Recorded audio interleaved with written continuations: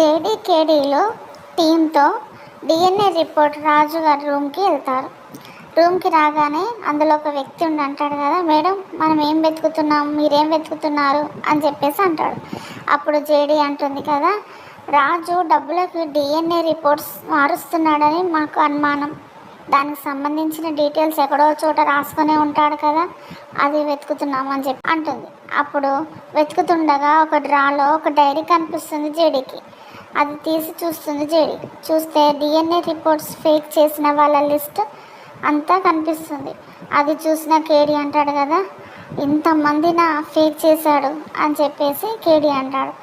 అప్పుడు JD list చూస్తుండగా అందులో యువరాజ్ నేమ్ కనిపిస్తుంది. అది చూసి జేడీ అంటే యువరాజే రిపోర్ట్స్ ఫేక్ చేయించాడన్నమాట అని చెప్పేసి అంటుంది జేడీ. అప్పుడు ఈ డైరీ ఒకటి చాలు నిజాన్ని నిరూపించడానికి అని కేడీ అంటాడు. అసలు ఈ గిరిధర్ రాజు ఎవరు? ఆ అమ్మాయి చేతి మీద ఉన్న రాజే ఈ రాజు అనుకుంటా అని చెప్పి జేడీ అంటుంది. రాజుకి సురేష్ అన్నయ్య కంటే ముందే వచ్చిన నెంబర్ కూడా గిరిధర్ అన్న పేరు మీదనే ఉంది అని చెప్పేసి అంటే అవును జేడీ అని కేడీ అంటాడు. అయితే మనము ఈ ప్రశ్నలన్నిటికీ ఎస్ఐ గిరిధరే సమాధానం చెప్పాలి అని చెప్పేసి ఇద్దరు మాట్లాడుకొని ఎస్ఐ గిరిధర్ దగ్గరికి వెళ్తారు.